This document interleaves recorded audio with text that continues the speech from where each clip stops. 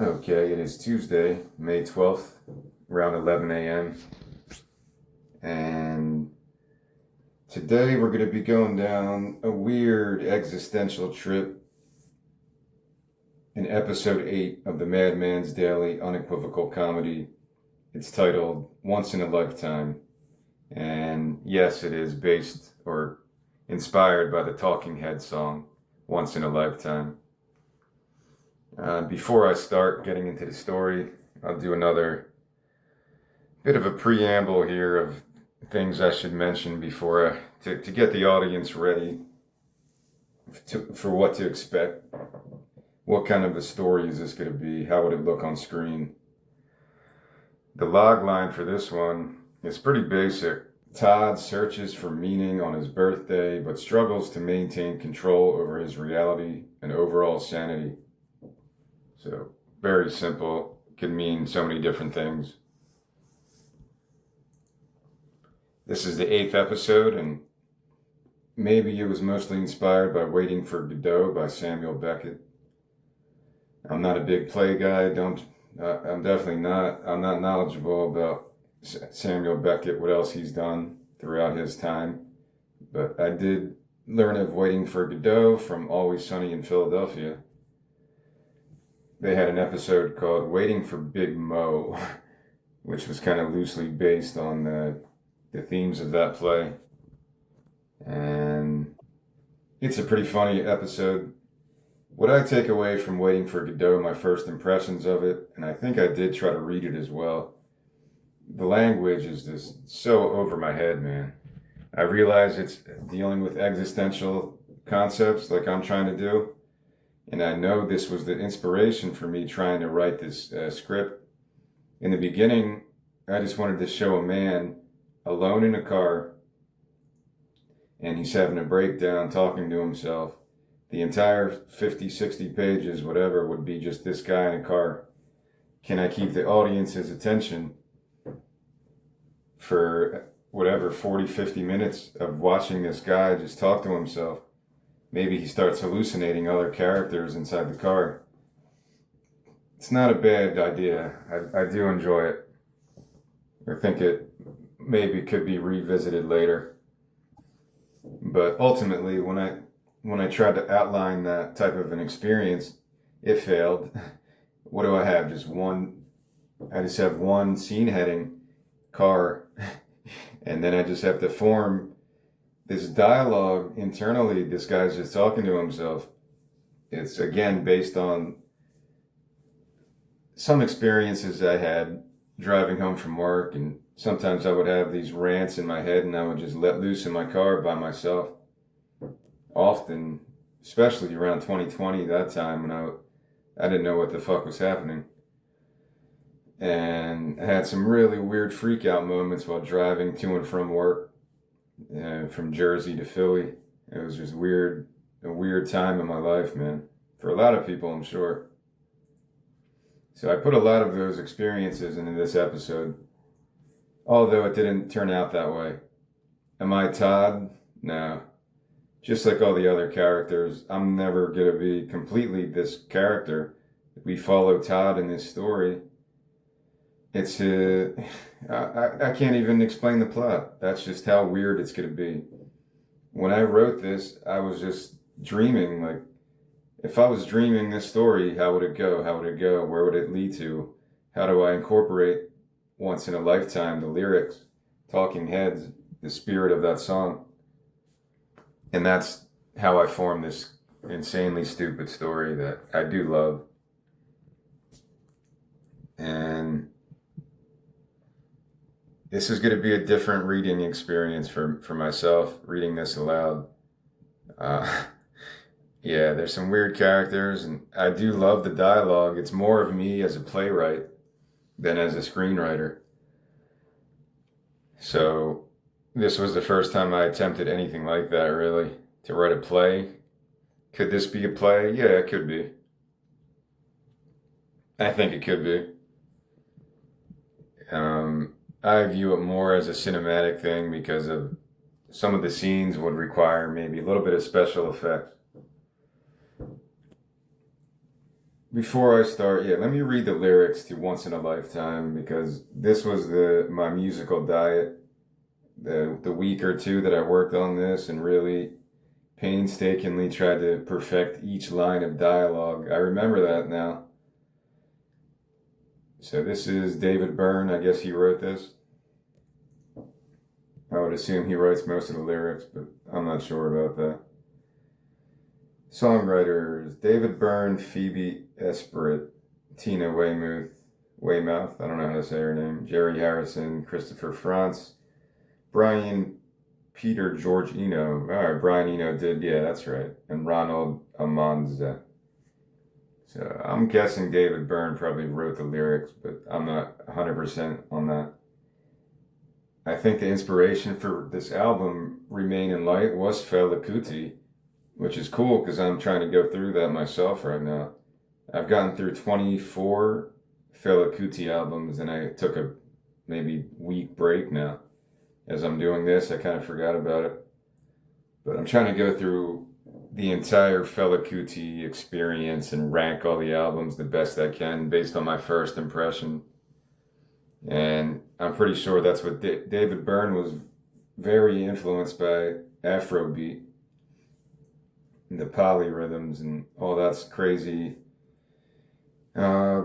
Completely different genre on Remain in Light. I don't think there's any 20-minute songs, but maybe if you listen to Remain in Light front to back, it could feel like a Fela Kuti experience. Now that I have more knowledge of Fela Kuti and his style, you listen to somebody's discography, 26, and there's still like 20 more to go. Fela Kuti was just prolific, always creating stuff. So I'm only maybe halfway through, a little bit more than halfway, and I feel like I have a deeper connection now with that Afrobeat type of a feel. So if I listen to Remain in Light now, I probably notice things like, oh, that's from Fela Kuti. And it's not like he was stealing. I don't think he could. Any claims of cultural appropriation here are kind of unsound. Especially David Byrne. He's not the type of dude. He doesn't seem like that type of guy who's just in it for the money. Let's rip off this Afrobeat music and claim it as our own. I just don't see David Byrne as this evil comic book villain. We will create our own version of Afrobeat and claim that genre. Yeah, I don't picture David Byrne like that. So I think he just really liked that music and he's trying to be as inventing and inventive as possible. Even when Talking Heads started, like he was making these groundbreaking, if you want to call it new wave or other things, I don't know, spoken word. You can listen to Talking Heads today and it's just as relevant and just as noble a pursuit musically, lyrically. I'm not the most educated on Talking Heads, but I've listened to most of their albums and maybe they're not all to my liking, but there's at least a couple of songs on every one that just, instantly hook you in because they're so good, so well written, so well produced. And Brian Eno also, yeah, I don't think I speak of Brian Eno that much, but he was kind of the origin of my love of ambient music. So yeah, it's cool that the music for this episode had two of my biggest inspirations, Talking Heads and Brian Eno.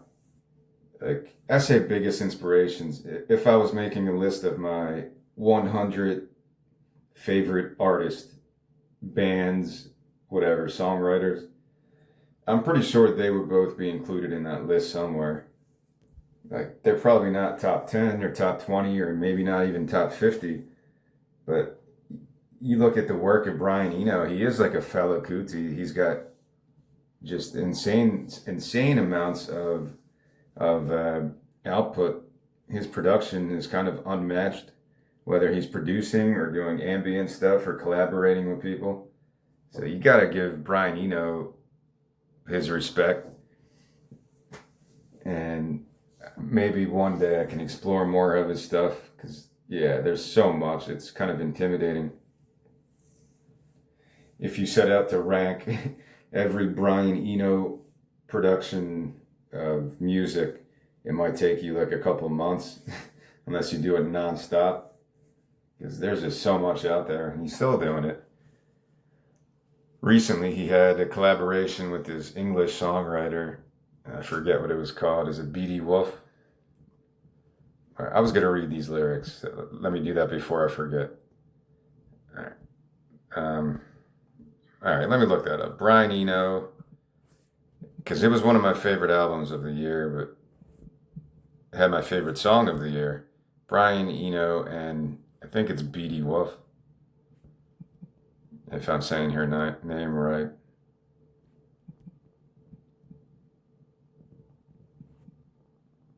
Yeah, there it is. B.D. Wolf. I guess that's how you say it. Luminal. I believe that's the one. Really good album. 2025. Dream music. That's how they kind of termed it. It's really good. I gotta listen to it again.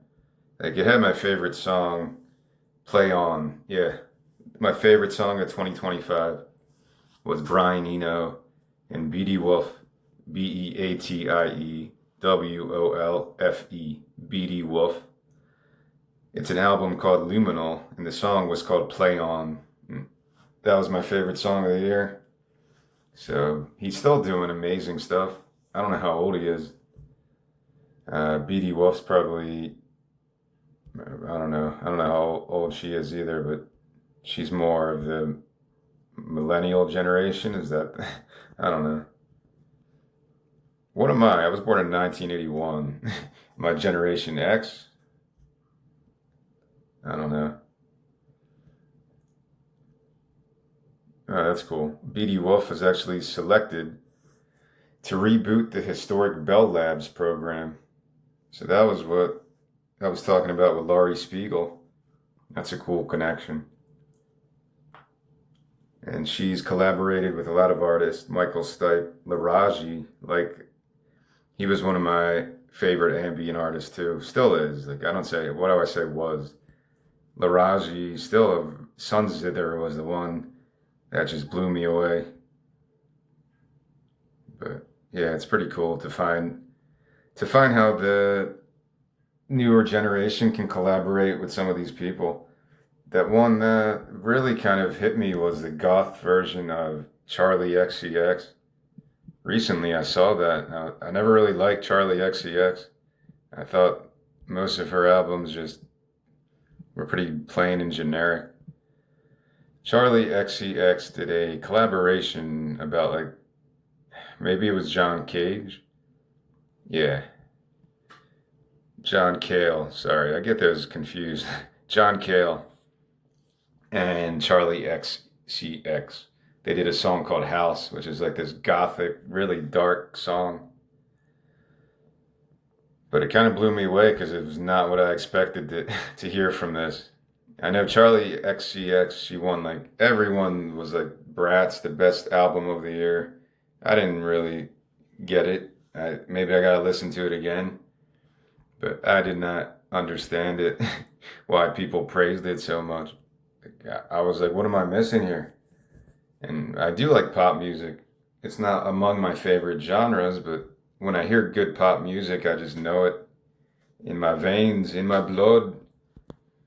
But I never try to write in that genre. Like, I'm going to write a bunch of pop songs. It just doesn't work for me like that. All right, once in a lifetime. Let me read these lyrics like a poem and see if they can set the mood for this story. And you may find yourself living in a shotgun shack, and you may find yourself in another part of the world, and you may find yourself behind the wheel of a large automobile, and you may find yourself in a beautiful house with a beautiful wife, and you may ask yourself, well, how did I get here? Letting the days go by, let the water hold me down. Letting the days go by, water flowing underground, into the blue again after the money's gone. Once in a lifetime, water flowing underground. And you may ask yourself, how do I work this? And you may ask yourself, where is that large automobile? And you may tell yourself, this is not my beautiful house. And you may tell yourself, this is not my beautiful wife. That's basically everything. The ending, there is another verse, I guess. Same as it ever was. Same as it ever was. You'll see how I incorporate these lines in the story later. Water dissolving and water removing. There is water at the bottom of the ocean. Under the water, carry the water. Remove the water from the bottom of the ocean. Water dissolving and water removing. Yeah. And then it kind of repeats some of the phrases again. It's a great song. The real most passionate Talking Heads fans. I don't know where they would rank this. Like, they probably have a bunch of sleeper hits, B-sides, and the truest of the true Talking Heads fans would be like, what, this guy likes Once in a Lifetime? But come on, man, it's a great song. I kind of missed the bus on that. This is my United States of whatever. But that's kind of a similar song pattern as well. My United States of whatever. Recently, I just heard about that song. It's from like over 20 years ago. I must have been in college. My United States of whatever. Yeah, it's from 2000. I totally never heard this song until like this week or last week. I was listening to a podcast about the best one-hit wonders of all time, like indie one-hit wonders, I think. It was like Chumbawamba was up there, and some other songs that are easily recognizable. And this song was very high up, but I never heard of it until that podcast. And this was a huge hit for this guy, Liam Lynch. This is my United States of whatever. Like, he was on Conan and all the late night shows. I don't know. I just must have been sleeping for those months that this was a hit song, because I never heard it before. Very strange.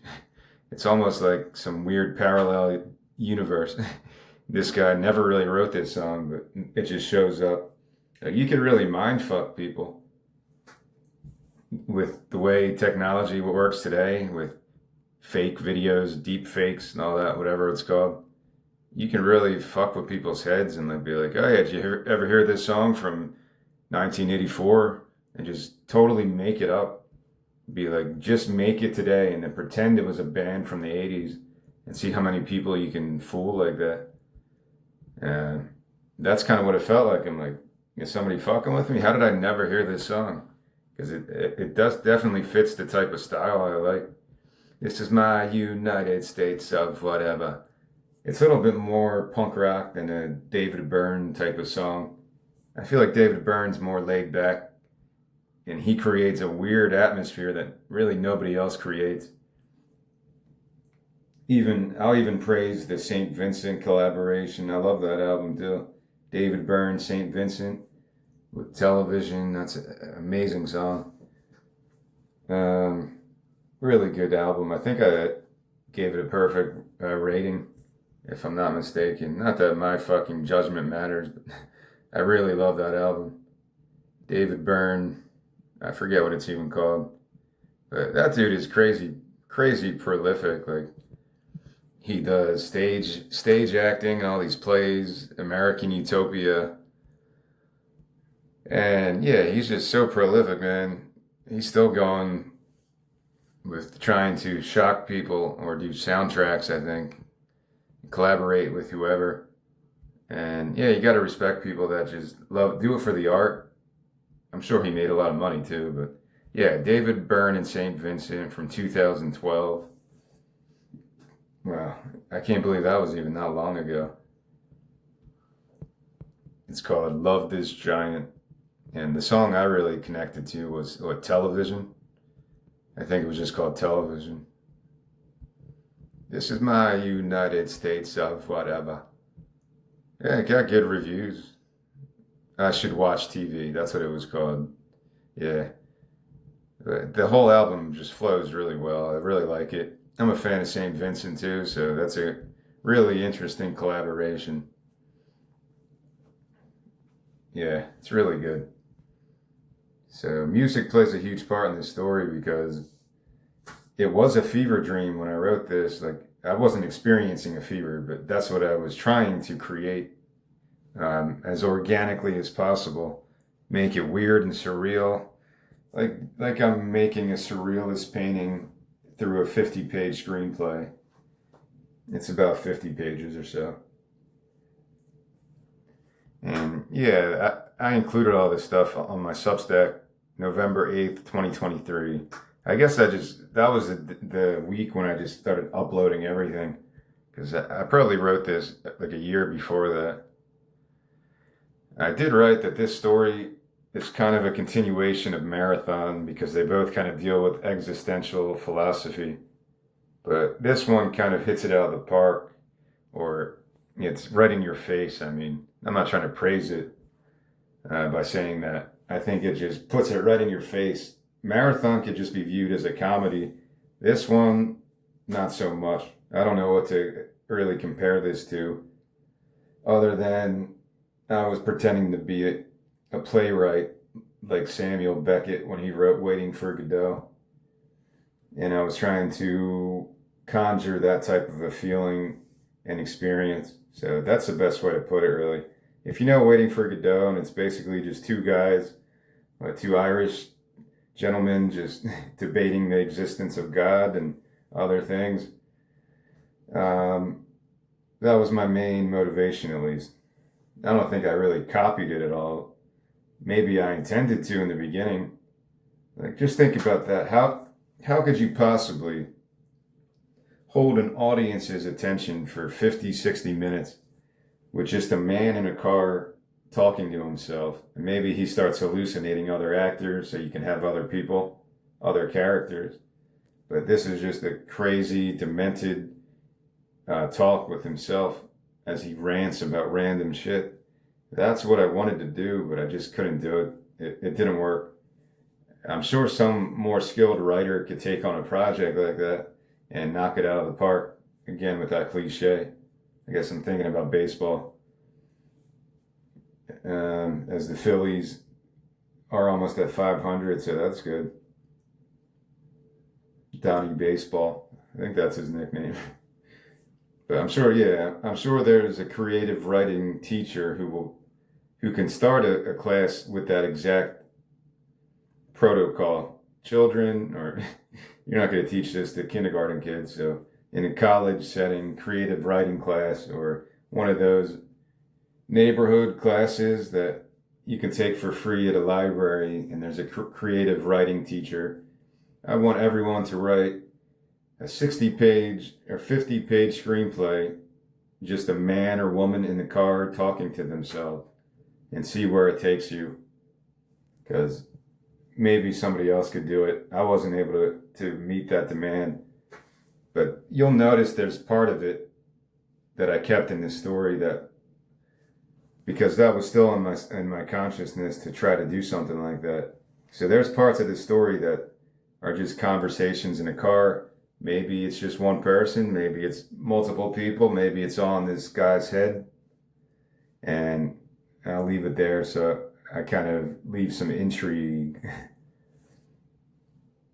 And yeah, I did write something when I shared this originally. Although I do admit the ending is kind of dark and depressing, it probably needed to come out that way to really hit the themes and mood of this story. And I still stand by that. Some people might find this story dark because of the ending and some other parts. But yeah, how did Waiting for Godot end? I don't even remember. I kind of want to say I did watch the entire play, but I'm not sure anymore. I tried to read it all.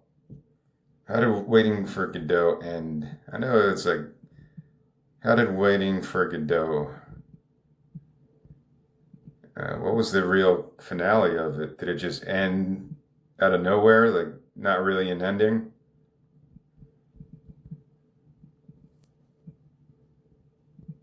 Because I don't remember.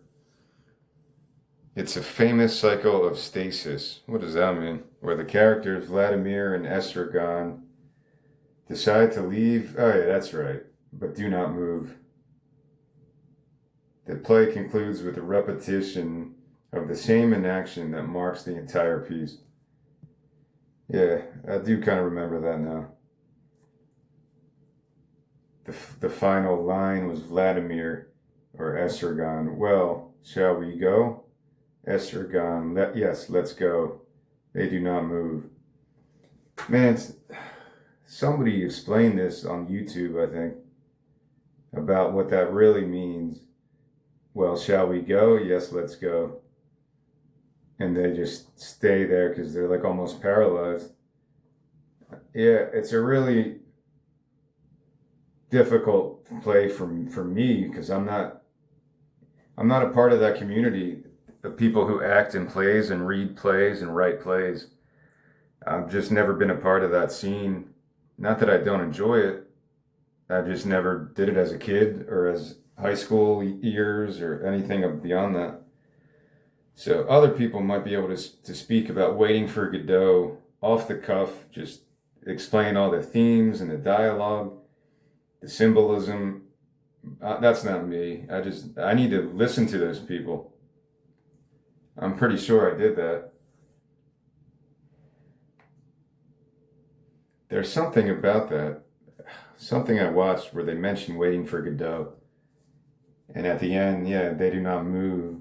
What does that mean? They just stand there waiting for answers, waiting for some kind of a path in life, some kind of a clarity, some kind of a forgiveness, like you're trying to forgive yourself.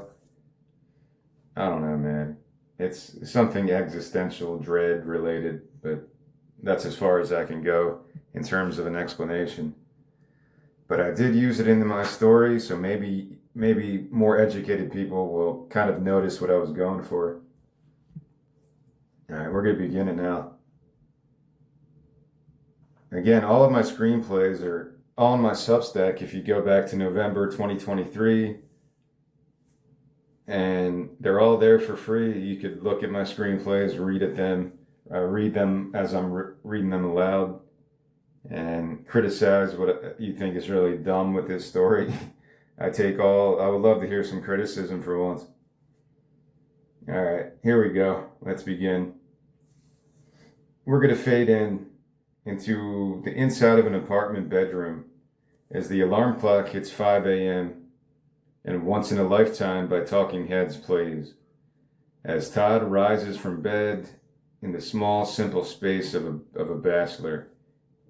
He's about 33, clean-cut, athletic build, a bit of a narcissist, but not quite in an American Psycho type of way. Early morning rays shine down onto his face as he opens the blinds and stretches out his neck. In the distance, a Griffith, yes, the mythical half-lion, half-eagle creature, flies over the parking lot, seemingly staring right towards him as he yawns, casually watches the majestic beast flight, then shuts the blinds. Todd is now jogging through a park nearby in the early morning as sweat pours from his brow, and he turns up the volume on his wireless headphones as Once in a Lifetime plays loudly as the Griffin comes back and soars high above him. Back inside his apartment hallway, Todd is now doing a quick set of 5 chin-ups using a bar bolted over his hallway entrance. His phone alarm buzzes and Once in a Lifetime plays as he pauses and wipes his sweat off with a towel. So I was using things in my apartment, but my apartment was a shitty little studio. I picture this as a more corporate place. Like Todd is actually fairly successful financially in his life. The opposite of my life. Alright. So his phone alarm buzzes, Once in a Lifetime plays again, and then he grabs the phone, shuts off the alarm, and he types something into the phone, then places it down. The Alexa-type female voice, which is a character in this story, the voice from the phone immediately responds to whatever Todd just inputted. Female voice from phone. Todd, you have one major life event scheduled for today. Good luck. Now we are in the bathroom as Todd is washing off in the steaming hot shower as he's humming the melody of Once in a Lifetime. A little bit later, he is now fresh out of the shower, slicking his hair back with some gel as his phone buzzes outside the room with another notification, and Once in a Lifetime plays again from the phone. Female voice from phone. Happy birthday, Todd. You are 33 years old today. You share a birthday with Dustin Hoffman, Anthony Rizzo, and Roger Federer. And now the female voice is singing in that robot voice. Happy birthday to you. You live in a zoo. You look like a monkey. Now Todd is in the apartment kitchen, a little bit later, sipping his hot coffee as he stares emotionless towards the calendar on the fridge, where a drawing of a birthday cake with 3 flaming candles is circled within the August 8th slot. So he's staring at the calendar. August 8th is circled with this picture of a birthday cake with 3 candles. A little bit later, Todd's in the bedroom. He's getting dressed, putting on his very expensive watch. He's dressed to the nines in a very fancy tailored business suit, and he's checking himself out in the mirror and appears satisfied. He now grabs his briefcase and walks to the front door, humming the melody of Once in a Lifetime. Very quick, 2 pages of just meeting Todd in very minimal fashion. We see his morning routine, kind of. Out in the parking lot, moments later, Todd is walking towards his car under the bright sun. He's now opening up the trunk, and he's placing his briefcase inside. Then he watches the griffin soar high above him until the bright sun blinds his eyes, and he shuts the trunk. A homeless man, Edward III, in his 50s, wearing tattered clothing, a tinfoil hat, and an eye patch, spit shines Todd's front windshield. Appearing more like a vagrant pirate, I kind of picture Jack Black here. I don't know if I should give what I picture. Not Jack Black. Jack Black from School of Rock. Yeah. I was thinking Jack White because they just did SNL together. When I picture Todd, I kind of do picture the Bateman character. That's his name, right? American Psycho. Christian Bale's character from American Psycho. I picture like some kind of a version of that. And when I think of Edward III, because they're 2 major characters here, I do kind of picture like a fatter, sorry, I don't know the right word to use, a more plump actor who kind of fits that comic demeanor. So Edward III is just spit shining Todd's windshield, and he looks like a pirate. He's a homeless man. Todd is now walking towards him, staring at the lackluster cleaning technique. And then he grins at him cheerfully. Edward III. No charge this day, my ludicrous lordship. Edward III jiggles his big belly and pats Todd energetically on the back. Edward III. I remember all my clients' birthdays. Pay due respect to those who keep this belly proud and full.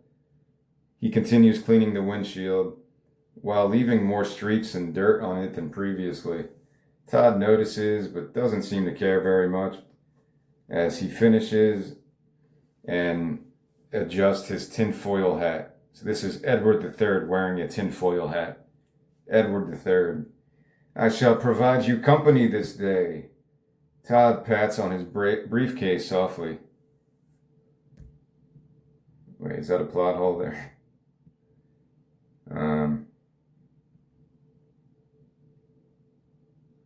Alright, so he doesn't place the briefcase inside the trunk. I gotta edit that out. He still is holding the briefcase. I don't know why. I never noticed that till right now. Alright. Edward ignores him Or Todd is patting on his briefcase. Sorry, that just messed me up there. Todd is patting on his briefcase that was not put in the trunk. So disregard that. Todd, no need, scheduled to keep. Edward ignores him, opens the passenger side door, then sniffs the air around him. Edward III. Frequency seems to be off, like a lost sheep, finding verity in the cosmos at last. Betrayer of the oft-advertised path. Yes, it's a certainty. Todd, how can you be so sure? Edward belly laughs like a jolly old Saint Nick. Edward III. My dear, slender, stoic potentate, once in a good while in this wildly terrifying concrete jungle, an angel rises from the ashes. Miracles again freed to pollute the landscape, resurrecting those ancient adherents of mutually assured destruction. Edward frantically adjusts his tinfoil hat. Edward III. It's like he's trying to get reception. That's what he's kind of going for as he adjusts his hat, his tinfoil hat. As the world becomes whole again, on voyage to the sun. He's now slapping himself in the face like a madman. Edward III. Supplies be needed. He gets in the passenger side door, slams it shut, as Todd doesn't pay him any mind, gazing again towards the griffin flying above. So already it's like a fever dream. He's got this homeless pirate telling him all this nonsense, and there's a griffin flying above, and Todd's just kind of taking it all in the best he can. It is like a fever dream right from the beginning here. The first scene, he opens the blinds, and he sees the griffin flying in the distance over the parking lot. So that's what I was going for from the very first page. Edward III is now in the car, and he's saying, we must press forward. Distractions only run the muck. Todd gazes towards the sun, then checks his watch, then gazes at the sun again, while Edward slides over and bangs on the driver's side door to get his attention. Edward III. Those who stare too long at it forget the peaceful shade. Come now, make haste. Supplies be needed. Todd finally gets in the driver's side door. Inside, Todd is starting up the ignition.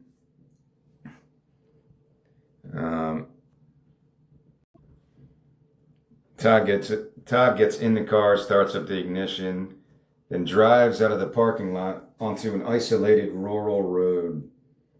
While the anxious Edward messes with the air conditioning, sniffs the air, and tunes the radio until only static is heard. So he's doing the opposite of what most people do. He's looking for the radio static. Edward III, loudly over the static.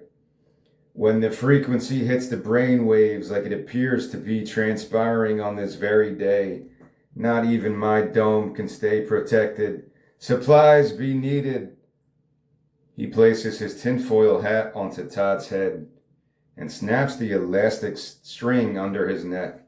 So it's almost like a kid's hat, like at birthday parties.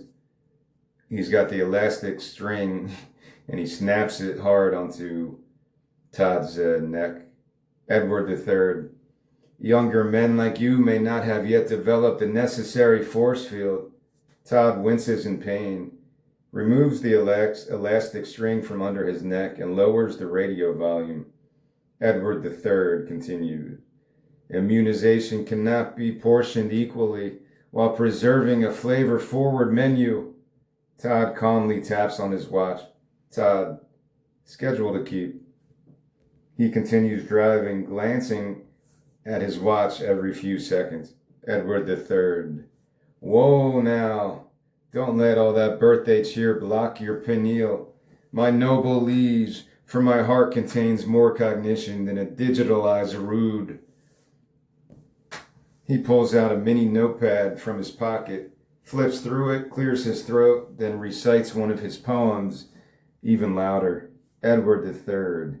The sun shines to blind some eyes, for others, wealth, wreckage, and wine. Still, Others plant their flags contrite, crawling like dogs, buried in the bog, frying fish like the god's own auspicious resolve. He puts the notepad away, grabs another tinfoil hat from his pocket and puts it on. Then he turns the radio static way back up. Edward III. Ah, the comfy cushion of insanity's clarion call. Todd quickly tunes the radio from the static to a station playing Once in a Lifetime. Todd. Are we now at safe frequency? Edward feels Todd's forehead, ponders for a few seconds, then feels his own. Edward III. No indication of fever. I suppose for now antibodies do transmit, but ever vigilant stay, for they can get inside your head, cause blood clots, aneurysms, most specifically as you drive at your most vulnerable through waves of illogical trust and grime. The Griffin returns, soaring right over Todd's car as Edward gazes out the window in amazement. Edward III, quietly to himself. Through my baited eyes of disharmony, another sign of the times. He straps himself in tightly with the seatbelt. Edward III, with some fear in his voice. Supplies be needed. Todd, schedule to keep. Edward III, supplies be needed. Todd messes with the radio tuner again, stopping on a deep-voiced male DJ. And now we're hearing the DJ voice of this deep-toned male DJ. It's Wednesday, August 8th. Gonna be a real scorcher out there, folks. Don't think too hard. All right, let's take a little breather, kind of consume this information. The main thing to take away from this is that Todd and Edward III are playing off each other here in an organic way. Todd is just cool, calm, collected in his fancy suit with his briefcase. He's looking at his watch like he has a schedule to keep. He just earlier we saw him put this memo into his phone, and his phone's like, you have a very important life event today. Good luck. Edward's the opposite. He's this homeless pirate-looking guy, and he's just completely out of his mind, rambling this nonsense. That's the dynamic there. I'm not going to say really more than that, other than, is he real? Is he a figment of Todd's imagination?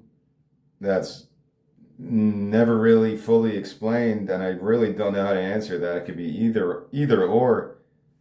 If this whole thing is a dream, does it matter? Of course, everything you dream about, whether it's even different people from your past or whatever, random.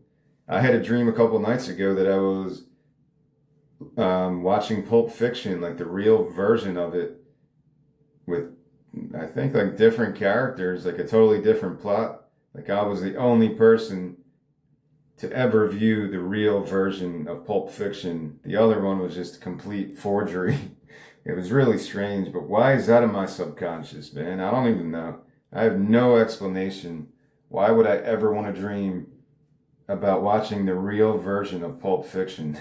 Or other weird dreams I've had in my life that I mentioned before. A nuclear bomb hitting a baseball field, or I don't know, I had some other weird ones that I get to later in this series. I had a dream about the end of the world, similar type of nightmare where like a cyclops was talking to me and telling me that the world was going to end, and then the ocean waves were being whirlpooled up in the air. All the oceans were emptied into the sky. So all the ocean was just arid land now, and all these monstrous creatures were now able to escape from the depths of the ocean floor and attack. It was such a weird fucking dream. This is when I wish I was a graphic artist to draw something like that. Just imagine the vivid type of look of like a Marvel movie with all the ocean water disappearing into the sky, evaporating like that. and then it's just all the ocean is just emptied, like big canyons, and all these monstrous creatures, like from the Mariana Trench or somewhere, just army of Cyclops ready to attack human beings and take over the world. That's what I had a dream about. I wrote an entire album about that. And I kind of put it into my next story as well, speaking of weird dreams. So in terms of a dream, it's all coming from you. If this is all a dream, then Edward III is just a creation of Todd from somewhere in his mind. Maybe it's a part of his personality that he doesn't display, but it's deep down within him. You could go with that. That's not a bad explanation, I guess. Anyway, let's continue on page 6 still. We're at the bank, outside the bank, as a young busker is playing Once in a Lifetime out front on an acoustic guitar as Edward walks by the front entrance with Todd, both wearing tinfoil hats now.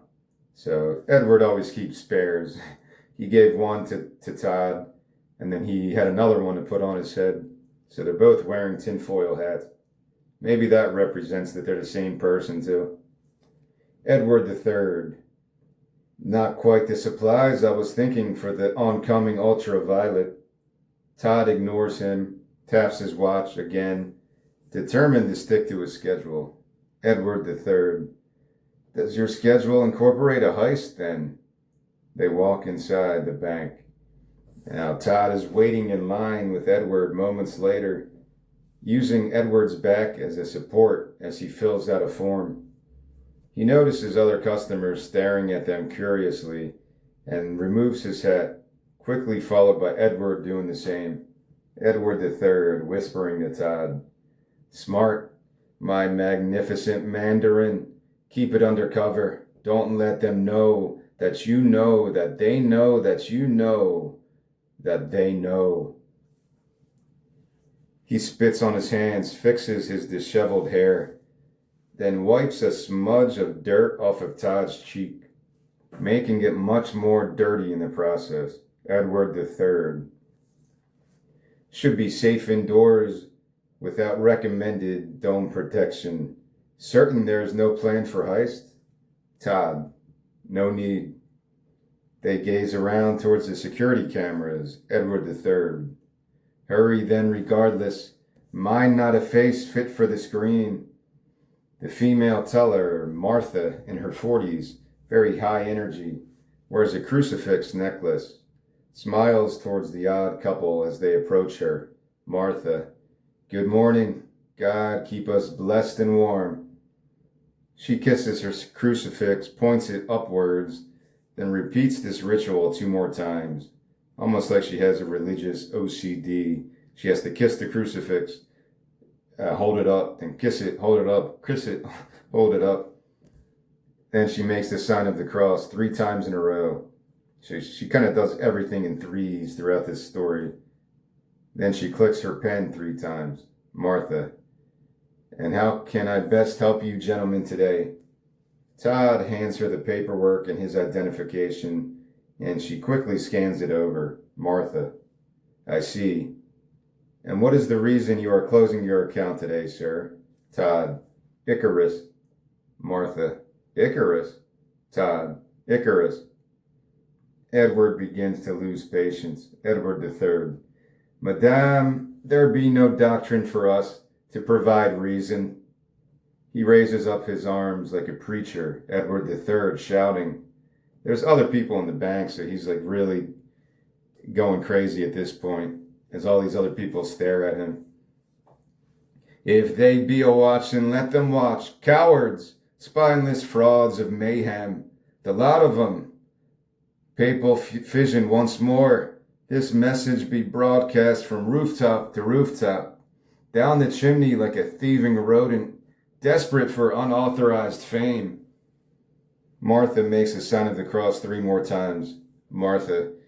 Merely company policy, godliness, cleanliness, and most boastful desecration. Edward completely loses his patience now. Edward III. Supplies be needed, woman. Have the frequencies not punctured your obsessive constitution yet? Martha holds out her crucifix above her head, leans in closer to him. Martha, smell the God-forsaken air on this God-forsaken day of fevered lung rationing, with every God-forsaking word from your God-forsaken throat.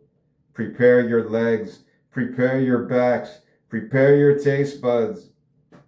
Edward places his arm around Todd, who appears very uninterested in the conversation, as he once again checks his watch. Edward III. I believe my captain here is willing to forgive your liturgical pedigree. Then he starts nervously laughing. Thanks be to the gods, the wrathless ones, that is. Martha, I see. Then she looks at Todd. Deepest apologies, sir. Todd, no need. Edward tucks his gut inside his pants and leans in closer to her. Edward III being flirty now. Why would such a belle as yourself choose to spend her days in this unchecked pit of financial identity modification and bureaucratic buffoonery? Martha, this bank? Edward III. Indeed, this very bank. Martha, what about it? Edward III. The bank? They stare at each other in confusion. Martha, in the hands of the Savior. She quickly fills out the rest of the form, stamps it over and over. So probably like 3 times in a row, since she has that OCD thing. Then she hands it to Todd. Martha, please sign right there. He does. Martha, an initial there. He does. Martha, and a speck of blood right here. Edward reaches into his pocket, pulls out a pin, gently pricks Todd's thumb, who then drips blood onto the paper. Martha, perfect. And how would you like it? Todd, 2 cartoonish sacks of gold coins, please. She reaches down and instantly hands Todd exactly what he just asked for. 2 cartoonish money sacks of gold coins, with dollar signs stitched on both sides, like something Scrooge McDuck would possess. Then she places the crucifix on his forehead. Martha, thank you for being a former loyal customer. Edward is now gently kissing her hand, then staring deeply into her eyes. Edward III. In the footsteps of my warlocked ancestors, I must at least try to get warning out, whether or not the danger to my own life would deter weaker-lined men. Martha, warning of what? Edward III is whispering to her. The end. The rotted specimen himself. The curtain's terminal drop when hatred and suicidal conditioning perspires down on the many factions waiting to be counted. He tips his tinfoil hat to her, bows, then walks towards the exit with Todd. Edward III. Good day, madame. She ponders for a few moments, chases after them in a panic, and grabs Todd's arm. Martha, does your compatriot speak in any valid cognizance? Todd glances down at his watch, then back to her, then back to his watch, then back to her. Martha, is it really the end then, sir? She grips hard onto her crucifix, waiting for Todd's response, as Edward breaks the tension by putting his arm around her and laughing. Edward III. Don't mind him. He is thusly blinded by too much birthday cheer. She skips towards the exit with him, arm in arm, like they were marching down the yellow brick road. Edward III. The day will uncover the truth, or Icarus will be toast for hellfire. Edward III never cowers before the end nor the beginning. Todd watches them exit, then stares at his watch in a daze. Edward III, as he's about to leave the bank. It is always the middle that brings the banshee's cry. Don't think too hard, madame. Todd finally snaps out of his daze. He's putting on his tinfoil hat, and then he exits, lugging the 2 sacks of gold coins under his arms. As they all leave the bank, Todd is now seen lugging these heavy sacks out the door, and then he casually drops one of the bags into the busker's guitar case. Like this really heavy bag of gold coins, and he just drops it as a tip for the busker. The busker just nods and thanks like it's nothing out of the ordinary and continues the street performance. Young busker singing, "Same as it ever was, same as it ever was, same as it ever was, same as it ever was." You can get real weird with all of these renditions of "Same as it ever was" and other parts of that song, "Once in a Lifetime." Todd is now walking towards his car with the other sack of gold coins under his arm, while Martha and Edward lean against it, waiting for him. Edward III.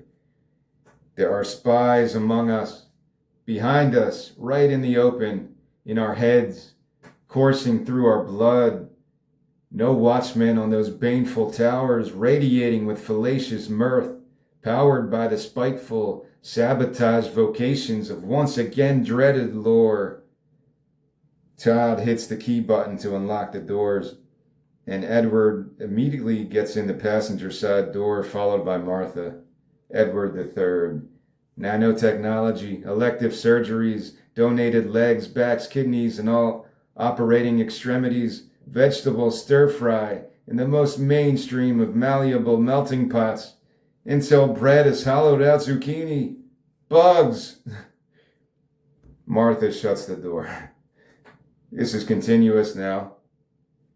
As Todd gets in and shuts the driver's side door and starts the ignition, Martha is in the passenger seat and Edward is continuing his mad ranting, squeezed in the middle of them. Edward III.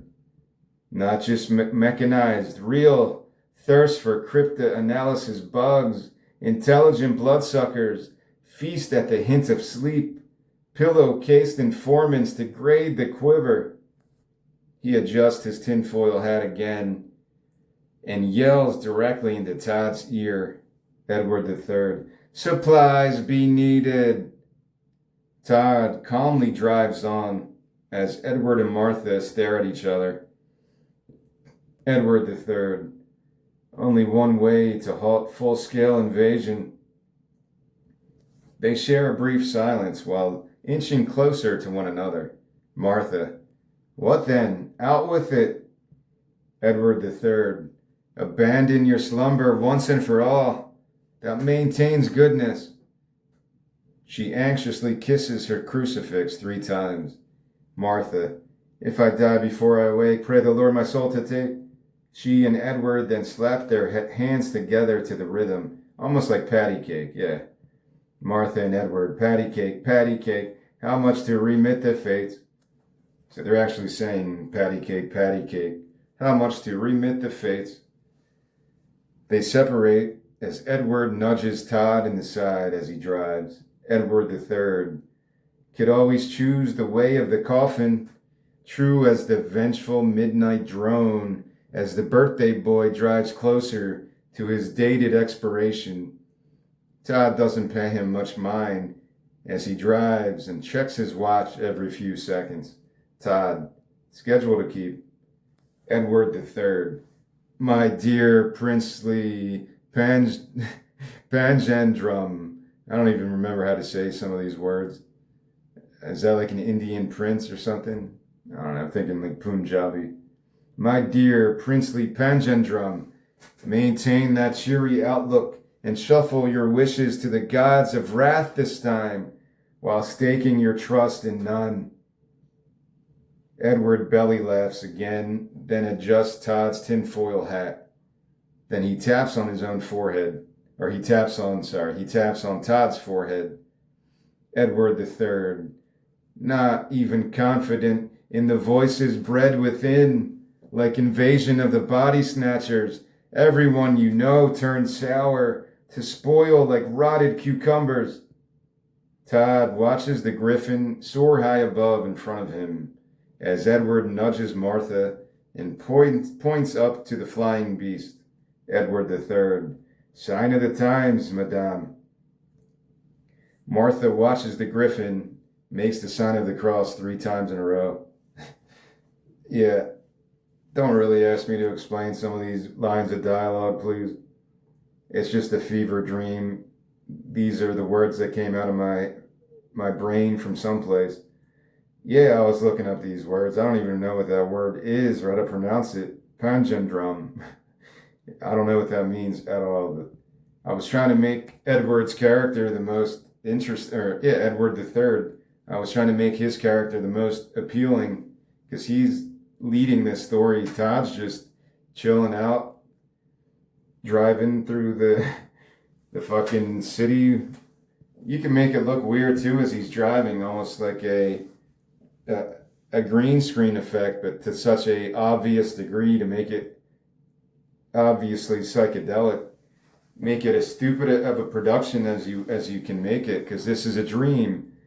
Anything can make sense in a dream, or maybe not make sense, but anything can occur in a dream. There's no bounds. I've had a couple of dreams, like astral traveling dreams, where I was flying. I remember those vividly. When you have dreams that you're flying, it's so cool until you freak out and you wake up. But it doesn't happen very often to me. All right, let's keep reading since I'm getting a pretty good pace here. We're now outside of a grocery store. Todd and Martha are guiding a shopping cart together through the parking lot, with Edward crouched inside like a toddler. Edward the Third. Mislaid investments of family, friends, and co-workers, dipped in honey-roasted political drivel and melted governmental cheese. As ancient a ritual as the Sumerians once refined, each punctually shifting their consciousness for the grandest museum to come. They enter the front sliding doors. Now they're inside the grocery store going down the cereal aisle as Todd is guiding the cart, Edward inside, and Edward's grabbing random cereal boxes off the shelves. He's tearing them open like an animal, and he's munching away on the cereal. Edward the Third, while chewing. Different host on different days within various different disguises, the ultimate, unheralded, malevolent, mentally pigeonholed manipulation, psychological warfare with rampant, commercialized, hysteria-driven worm ingestion. He spits out some of the food. Edward the Third. Loss of self? Ha! Just a refurbishing of the ego, molding faithfully heartless assassins in this doomed stasis. Martha walks into the aisle lugging packages of children's fruit snacks, string cheese, crackers, cookies, and candy. Martha, the Lord is my shepherd, I shall not want. So she's probably saying that 3 times in a row to make it more comical, I guess. The Lord is my shepherd, I shall not want. The Lord is my shepherd, I shall not want. And Edward is also talking as she's talking, and he's inspecting the snacks. She might just be repeating that throughout this entire scene, really, if the actress wanted to do that. Edward the Third is grabbing the snacks. "'Tis a good booty, madame." He immediately opens up the string cheese and gets to work, peeling and eating and peeling and eating, as Todd's phone buzzes and Once in a Lifetime plays again from the phone speaker. Female voice from phone. "Hope you are having a swell birthday, Todd. Good luck, and try not to think too hard." Edward stuffs more cheese strips into his mouth. Edward the Third with his mouth full. "Supplies be needed." Martha runs off down the aisle just as another notification buzzes from Todd's phone, and Once in a Lifetime plays again. Female voice from phone. "On this day in 1960, itsy bitsy teeny weeny yellow polka dot bikini hit #1 in the USA." Martha returns with toilet paper, rolls of aluminum foil, firewood, a huge can of imitation crab meat, a toddler's floaty pool toy, and 1 tiny cherry tomato, which Edward quickly grabs and consumes. Edward the Third. "Fine figment of fruit." Todd's phone buzzes again and plays Once in a Lifetime. Female voice from phone. On this day in 1979, Iraqi President Saddam Hussein executes 22 political opponents. Edward frantically bangs on the cart. Edward III. Supplies be needed. Supplies be needed. Todd casually guides the cart farther down the cereal aisle, while Martha grabs his cell phone out of his pocket and speaks directly into it. Martha. Is this truly the end? Female voice from phone. I am unable to process your request. Martha. Time for mercy? Female voice from phone. I am unable to process your request. Frustrated, Martha tosses the phone into the cart. Here we go. We are now moments later in the produce aisle. Todd is still leading the cart by vegetables as Once in a Lifetime plays from the store speakers. Edward munches on snacks crouched in the cart, which is now also packed with random tabloids, a fishing rod, and a sleeping bag. Edward III, mumbling to himself, same as it ever was, same as it ever was. Martha grabs some fresh garlic cloves and tosses them into the cart. Martha's singing to herself. Garlic, oh garlic, I love you, my garlic, my one true champion, garlic. Now she's tossing in cucumbers, singing to herself. Cucumbers, oh cucumbers, you always plague the offenders, you crazy, crazy cucumbers. Edward flips through one of the tabloids, holding the paper up in front of his face. As we view the headline, World War III now seen as inevitable by everyone currently reading this. Edward III, same as it ever was, same as it ever was. Martha tosses fresh arugula bunches into the cart, singing, Arugula, oh arugula, why do you play these mind games? Oh, always on the prowl, my feisty arugula. Edward now flips through more pages of the tabloid as we view another headline, Don't think too hard. Edward III, subtlety, lost art, especially with depopulation on the fixing. He tosses the tabloid away, grabs some tomatoes off the shelf, and tosses them right into Todd's face. Todd casually wipes the smashed bits of tomatoes off, while his phone buzzes with another notification and Once in a Lifetime plays. Female voice from phone. Do not forget gasoline, birthday boy. You have one major life event scheduled for today. Martha hears the message and immediately runs off down the aisle. Female voice from phone. Todd, would you like to check your portfolio? Todd. No need. Edward tosses tomatoes towards the phone. Edward III. Craven robot witch. Martha runs back into the aisle, carrying 2 gallons of gasoline, and places them inside the cart next to Edward.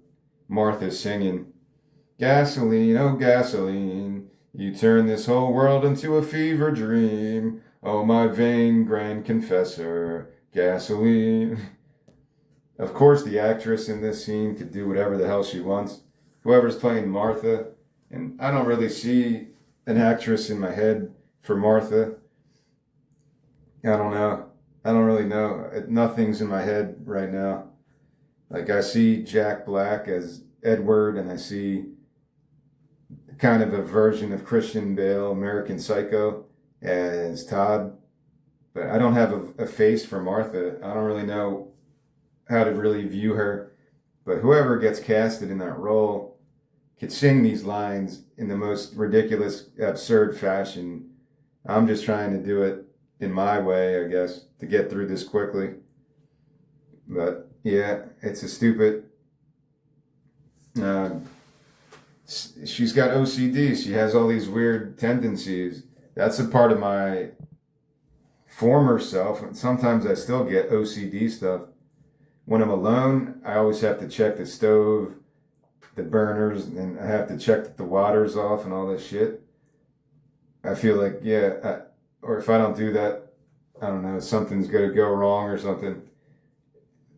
I wrote this before I saw that Always Sunny scene, which is very odd. People would say, oh, he stole this from the Always Sunny episode where Charlie's mom is doing everything in threes. I swear I didn't see that episode until after this. So it's very odd because that's exactly what I was going for. I guess that's a common OCD. I used to do that too. Before I went to work, I would have to shut off the bathroom lights in my apartment, like one, two, three, one, to make sure nothing would go wrong. I had a weird routine when I lived by myself, and I had to check these things before I left, or I would not be able to even drive my car. It got bad from time to time. OCD is very weird. I don't really think about it much anymore, though. So there's a part of me in every one of these characters. All right, we're approaching the cashier now. As Todd is guiding the shopping cart towards the cashier, Edward is placing items, some partially eaten already, onto the conveyor belt. He's still inside the cart, just putting stuff out on the conveyor belt. As the female cashier, I just named her Pauline, in her 50s. She's dressed in this fancy evening gown with heavy makeup on and fancy jewelry, like she's ready to go to a ball or some shit. She's ringing up the items and bagging the 2 canisters of gasoline, and then she eyes Todd. I just thought that was interesting. You would have this older woman, cashier, dressed to the nines. Is that even a thing people say anymore, dressed to the nines? But she's like in this fancy gown, like she's ready to go celebrate the new year or some shit. And she's beginning this dialogue. Pauline, scorcher out there. Todd nods, glances at his watch, then glances at her, then glances at his watch. So he's constantly doing that. That's his own little tick, I guess, his nervous tick. Because he represents that. People who work a 9 to 5 or more hours than that in the business world, every second is valuable, every minute, and that's Todd. He just keeps looking at his watch, looking at someone, looking at his watch, looking at that, looking at his watch. She notices this anxious state of Todd, pauses in ringing up the items, and applies gold lipstick to her lips. Pauline, what's the rush, honey? Todd, schedule to keep. Pauline, don't we all? All of a sudden, the harsh lights of the grocery store dim and soften to a more romantic, candlelit atmosphere, as only Todd and Pauline remain in view for a film noir tribute. I've been rewatching Better Call Saul before I go to sleep. That's kind of my Zen show. And I just watched the episode. His name's Michael McKean, right? The guy who plays Charles McGill. And he's getting over his sickness of electricity, and he's walking into the grocery store. And that reminded me of this scene. I knew I was going to read this today, so last night I'm watching Better Call Saul. He's walking into the grocery store for the first time in years, shopping for himself. Because in the show, he has this mental condition that causes physical pain. Whenever he's around electricity, he feels this pain, but it's really more of a mental thing. So yeah, sometimes in a grocery store, the lighting is very harsh and it could get to you like that. Lighting is very crucial to living arrangements. It really is. I don't think people really put a lot of thought in that, how important lighting is, especially in filming something. I'm just talking about regular living conditions. All right, so this is kind of a film noir tribute as we go through this dialogue between Todd and Pauline. Todd, well, you could have fooled me, sweetheart. She lights up a cigarette in one of those fancy holders, like she was straight out of the Roaring '20s. And then she bags up the remaining items as the total on her screen reads $333.33. Pauline, you see that grand total? Hot stuff? Todd nods towards her. Pauline, now, Let's say you pay me what is owed me, calculated by this automatic math thingamajig, and no funny business. Todd. Funny business is my middle name. Always has, always will. Infinity times a million. He lights up a cigarette. Pauline. Middle name like that can get a man like yourself into some real trouble. And I mean the tangible type. Trouble so extant that it will reach out and touch you. She reaches out and lightly slaps Todd's face. Todd, with a mouth like that. Pauline, a mouth like that. Todd, you'll never know what shade of green that grass will be on the other side of the rainbow. She squints at him, kind of confused. Pauline, you going somewhere with this, sweetie cakes? Or should I be so bold as to inquire about coupons? Todd, don't be so swift to judge the book by the cover, or you just might find yourself lost in the weeds, out to lunch, jumped with the sharks, right for the final revision. She reaches below and pulls out a child's toy Tommy gun. Pauline, sure you want to continue with all that back sass? She pulls the mechanical toy trigger and a thin flag springs out with the writing, "You're thinking too hard." So she pulls the gun trigger, this flag comes out of the gun hole and says, "You're thinking too hard." Pauline, you got the necessary funds or don't you? Todd searches through his empty pockets anxiously now, then sighs and gazes towards her, hoping for some sympathy. Pauline, looks like the teddy bears won't have their fucking picnic after all. They stare at each other, like in an old Western showdown. Pauline, you know what we do to people like you? She points the gun at his head as they share some tense silence. Pauline, Icarus. Todd, Icarus. Pauline, essentially. She puts the gun down, leans in closer, and plays with his hair. Pauline, you're not the first, you know. She blows smoke into his face. Pauline, people like you pass through this line each and every day, monitored like newborn babies. Never a moment of privacy, tickling the semblance of privation. She grabs his face and sticks it right into her cleavage. Pauline, sucking at my teeth, pushes his face away after a few seconds.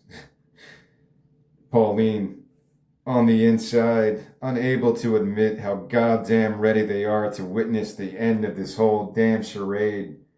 On the outside, cool as a cat, sly as a senator, eager as an eager beaver, pigs at the organically contaminated trough. She kisses him softly on the lips. Pauline, you could have been a real someone, kid. Someone real, kid. Kid. Real. Someone. Todd. Tell someone who cares, you dizzy dame. I'm washed. No more cards to play. They share some more tense silence. Pauline, just be careful when you finally get there. It's never what you expect. Suddenly, the lights turn back to normal. So we're leaving this tribute to film noir here. This little fever dream of the film noir dialogue. The lights come back to normal and the other characters come back into view as Edward is napping inside the cart like a toddler. And Martha holds up her checkbook. Martha. Who should I make the check out to? The creator of all existence? Pauline adjusts her cleavage, then places all of her fancy necklaces into the cash register. Pauline to Martha, don't worry about it. To Todd, have a happy birthday, bucko. So she's paying for all these groceries herself with all her fancy jewelry. Todd nods in thanks as he and Martha load the groceries into the cart right on top of the napping Edward, and then they guide it towards the exit as Pauline whistles the melody of Once in a Lifetime. Pauline, good luck. All right, outside in the parking lot of the grocery store, moments later, Todd and Martha are guiding the cart towards his car as Edward is still napping inside, the grocery bags and all the other supplies on top of him. Martha, what really happens when you lose your mind?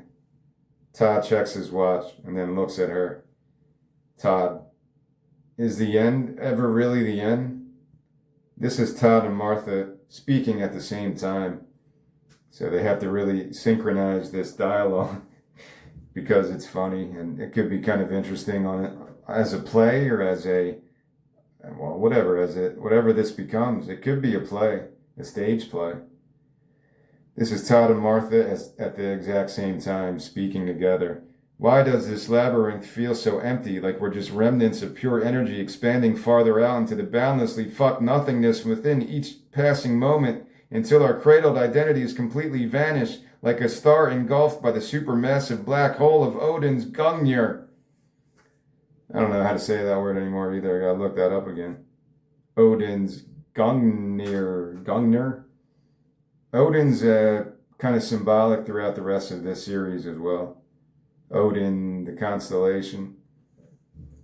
It plays a big role in the episode 11 called Rebels. Edward is now waking up, stretching, and opening a canister of gasoline. He sniffs it, snorts a little up his nose, then gargles and spits the gasoline onto the pavement. So he's waking up and he's gurgling gasoline. Edward III. And what of the will free? Todd stares at his watch for a few seconds, then stares towards the scorching sun. Todd, schedule to keep. Edward III. We must seek the source. Martha, source of what? Edward III. The source that plants every line of dialogue into these talking mechanisms of ours. He clumsily crawls out from the shopping cart, grabs Todd's jaw, and maneuvers it up and down like a chattering teeth child's toy. You know, those old toys that were just teeth and lips that would chatter when you wind it up. Edward III. So he's speaking for Todd, like he's moving his jaw like Todd is speaking these words, like he's a puppet. Rah, rah, rah, rah, rah, rah. Who can so deftly maneuver my muscles of mouth and control my instinct while seducing mentation until the right melody burst inconspicuously at the precise unconscious moment? Todd. Same as it ever was. Edward maneuvers Todd's jaw even faster. Edward III. How many familial strangers to crack the whip, pull the strings, reflect their mania from eye to eye. He lets go of Todd's jaw when they reach the car, while Todd's phone buzzes with another notification and Once in a Lifetime plays again. Female voice from phone. On this day in 2014, the World Health Organization announced an Ebola outbreak in West Africa. Martha dramatically falls to her knees and gazes above. Martha, does the end truly begin? After a few moments of silence, Edward consoles her. Edward III. Who is left now to interrogate Madame? Todd presses down the unlock button on his keys, and Edward gets in the passenger seat, Martha following after him. Edward III. No time left for strained confession either. Must always keep eyes on the bright side. Make lemons from the fallout. Todd loads in the grocery bags into the trunk. Then he gets in the driver's side, starts the ignition, and drives away. As his phone buzzes once again, female voice from phone is doing the robot singing again. You may ask yourself, what is that beautiful house? You may ask yourself, where does that highway go to? You may ask yourself, am I right? Am I wrong? You may ask yourself, my God, what have I done? All right, should I stop here? Yeah, I think I'm going to stop here. I'm on page 24 when I come back. I'm going to stop here. I'm just about exactly halfway through, I guess. This is a totally different experience than I've done previously in any of my scripts. So far, how many have I read? 3 features and 6 screenplays, like hour-long episodes. So nine of my 15 I've read, and nothing is like this one. This is written, like I said, more like a stage play, more as a dramatic fever dream experience. That's exactly what I'm going for. Hopefully you can notice that it's not as serious as I meant it out to be, that I might have presented it as when I was speaking of it in the beginning of this talk. It's not that serious. When you think of existential dread, you're going to think it's all these serious concepts. Is God real? God's dead?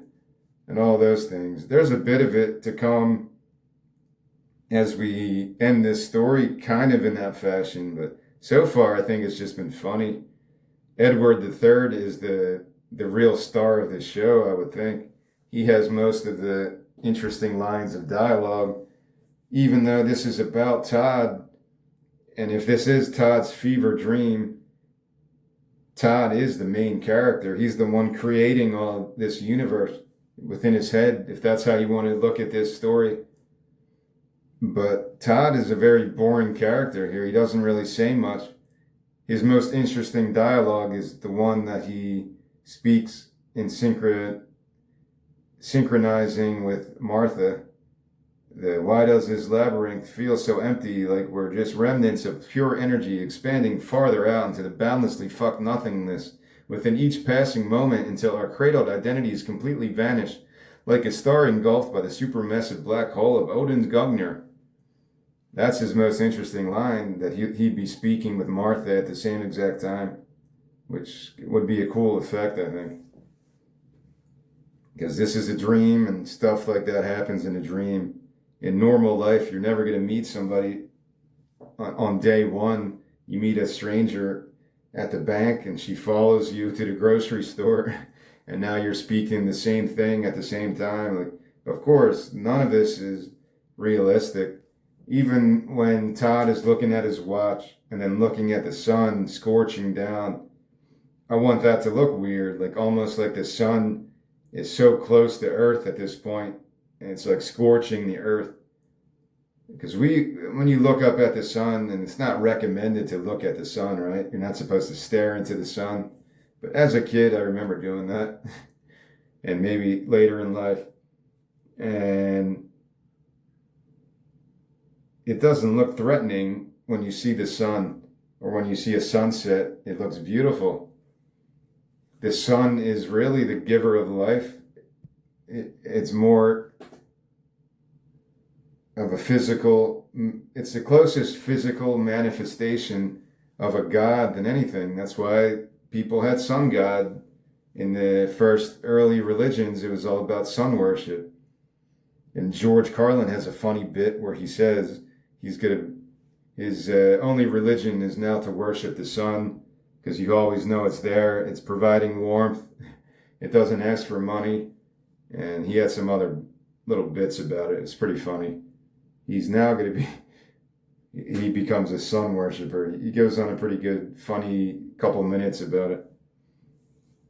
So I want even that depiction to look like you're dreaming, and it's kind of a psychedelic universe where the sun is almost scorching this world that Todd is existing in. So, of course, people will just say, oh, he's just writing this as a dream sequence. And that's fair. That's probably what it is. That's probably the simplest explanation. If somebody did say, this is pretty interesting, how did you write this? What did this come from? I would say, yeah, it's just a dream. I wrote this, outlined it, and just said, if this was a dream, where would they go next? Where would they go next? Where would they go next? And really, it's only been two settings. They go to a bank and they go to a grocery store because supplies be needed. Supplies be needed, my loyal liege. So I think it's a very attractive role for an actor to play Edward III, especially because he's got most of the interesting lines. He's the one leading the story forward. Edward III. I don't know why I named him that. I just needed to think of a weird name. And I think there is an Edward III, an English monarch or some shit, but it has nothing to do with that. I just wanted to name him something weird. Yeah, I could look that up because I really don't think there was anything that connected to that. Edward III was a king of England in 1312, known as Edward of Windsor until his death in 1377, noted for his military success, restoring royal authority after the disastrous reign of his father, Edward II. Yeah, I don't know anything about this shit, but I just wanted to name him something interesting. Yeah, I don't know anything connected to old English history. Like, I think of people on Jeopardy that could answer questions like that. This English monarch, blah, blah, blah, until his death in 1377. Dun, dun. Edward III. Who is Edward III? I can never answer these questions. I never studied any of this shit.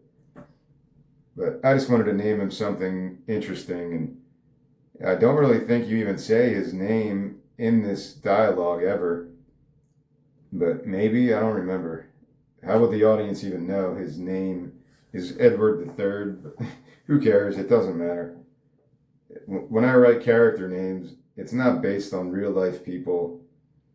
The only thing you could say is there's bits of myself within all of these characters. Just like Todd is kind of talking to himself through these delusional manifestations of his other personalities or his other manifestations. Edward is kind of the eccentric, wild heathen, maybe, that's inside of all of us.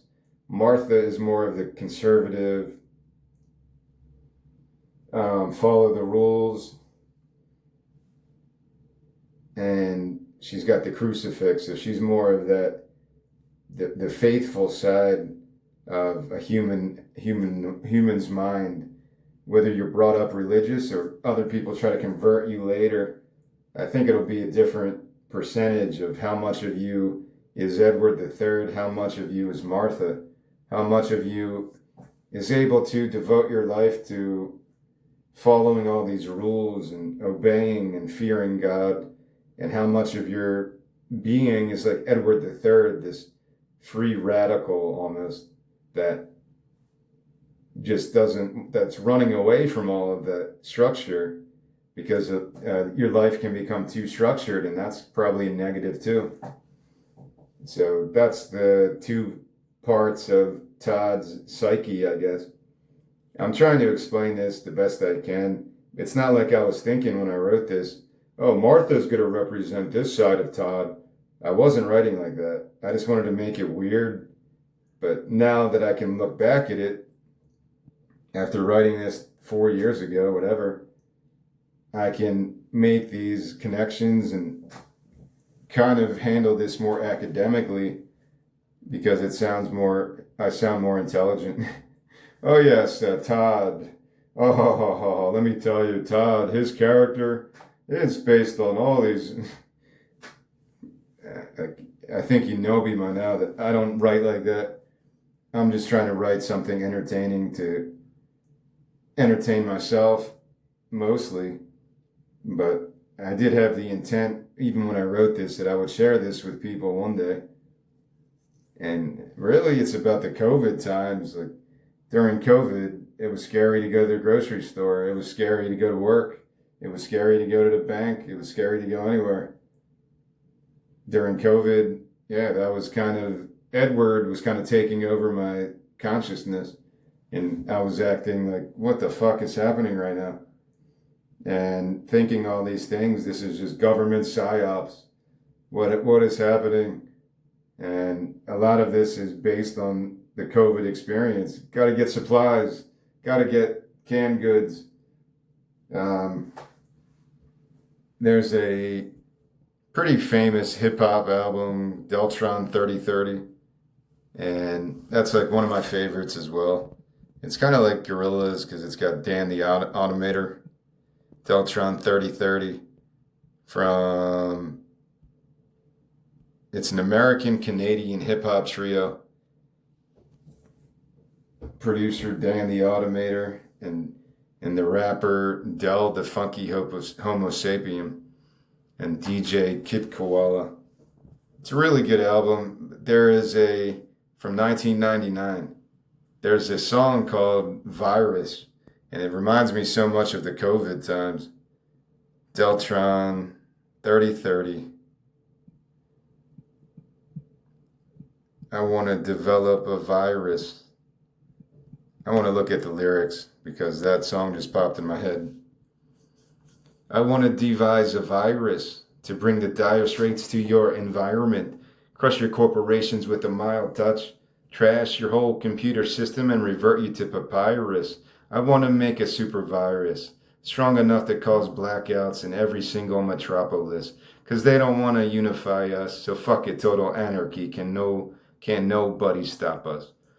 Maybe he's talking more about, because this was made in 1999, maybe he was talking about Y2K, but it's so weird, like 3030, Deltron 3030, and then COVID happened in 2020. I was making all these weird paranoid connections to this album. You see, late in the evening, fucked up on my computer and my mind starts roaming. I create like a heathen the first cycles of this virus I can send through a modem. Infiltration hits your station. No Microsoft or enhanced DOS will impede. Society thinks they're safe when, bingo, hard drive crashes from the rendering. A lot of hackers tried viruses before. Vaporize your text like so much whiteout. I want it where a file replication is a chore. Lights out, shut down the entire White House. I don't want just a bug that could be corrected. I'm erecting immaculate design, break the nation down section by section. Even to the greatest minds, it's impossible to find. Yeah, I really like this album a lot. There's a lot of lyrics. I don't want to read the whole thing. But that song always struck me during COVID. I would listen to this album a lot in 2020, 2021. This was a big part. I did have to buy this on vinyl, but of course, my records are not a part of my life anymore. But this was one of the albums that I would definitely want on vinyl because I could listen to the entire album front to back, never skip anything. And why am I bringing this up? I don't know. Deltron 3030. They're speaking. Edward III is speaking in that first scene when he's cleaning Todd's car, and then they get inside, and he's saying, "Oh, the frequency's off today." He's trying to find his transmission through his tinfoil hat. There's a bit of a conspiracy thing. The paranoia, the anxiety that I'm trying to represent through Edward's character, that was me, like for real. I was not like at that level putting a tinfoil hat on, but I was pretty out of my mind for a while, having really weird mentations, having really weird ideas in my head. And then it was like Better Call Saul, where I was getting physically, I would have physical repercussions from my mentations. Why am I using that word? Mentation. It just means thoughts, right? The art or process of thinking, the overall functioning of the mind, mentation. mental activity or exercise of the mind. Yeah. So that's what it did feel like that. Maybe that's why I like Better Call Saul so much. I've watched that show so many times, front to back, every season of Better Call Saul. I had to buy it so I could watch it over and over again because of that. There's so many good storylines, but the Charles McGill, he's like this brilliant legal mind, but something fucked him up and he got this mental condition where any type of electricity will affect him. And then he's making the realization later that it's all mental, and he's trying to figure out how to trick his mind into not having these connections to electricity. It's very interesting. I don't know how true where they got that storyline from. I got no idea. But when your mind can play tricks on you, man, similar to hypochondriacs, similar to the placebo effect, similar to other types of experiments. I won't get into all that Joe Rogan, MK Ultra, brainwashing, LSD experiments. It's interesting, but I don't know enough to talk about that stuff. I just thought it was a cool story, or not cool for the people that it happened to. If the CIA would go into a bar and just put LSD in random people's drinks and see how they react to it. I don't know how true that even is. Like, how could any government agency think that's okay to do to people? Like, if you sign up for a government study, then fine. But I guess they want to see if people don't know they're taking LSD or they've been given a hit, multiple hits of LSD, then without knowing that it's there, how will they react to it? I guess that's why the CIA supposedly did shit like that. How true is MK Ultra? I don't know. There's a movie, and I've learned of it even before Joe Rogan stuff. I remember hearing stories about that. Maybe The Men Who Stare at Goats, the George Clooney movie. I don't know if that's really what it's about. I never saw it. That might be Coen Brothers. Is that The Men Who Stare at Goats? The Men. I want to say it's a Coen Brothers movie, but I'm not positive. 2009. It's a British-American war comedy with George Clooney, Ewan McGregor, Jeff Bridges, Kevin Spacey. No, it's directed by Grant Heslov. For some reason, I thought it was the Coen Brothers.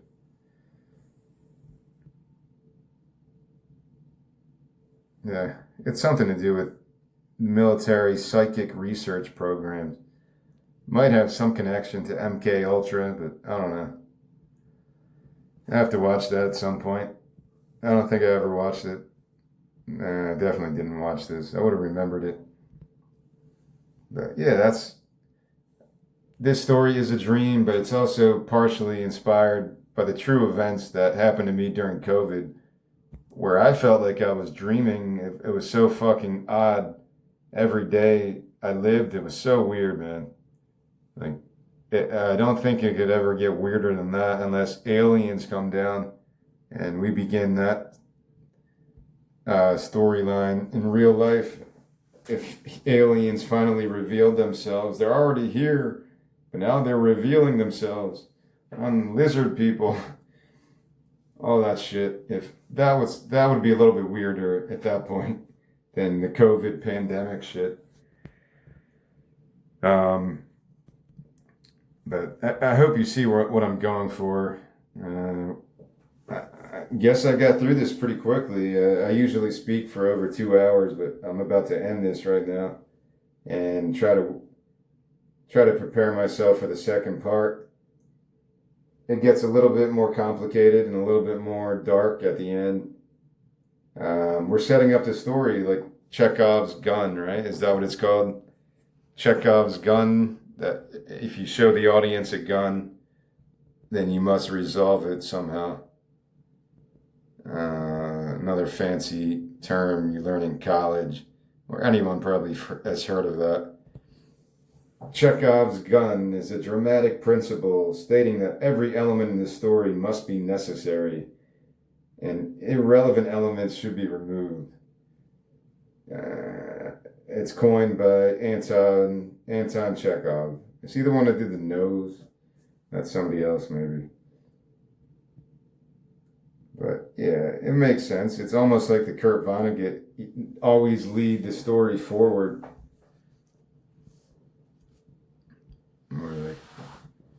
Who did that? There's a Russian writer who did the nose, but I forget who it is. Might be him. Russian writer. The nose. Yeah. Hey, Google automatically. Yeah. Gogol. Okay. Nikolai Gogol. Or Gogol. He wrote the absurdist story, The Nose, in 1836 about a St. Petersburg official whose nose leaves his face. Yeah, it's a fucked up story. Never read it, but I listened to the audio version on YouTube one day, a long time ago. This guy just woke up and his nose was gone.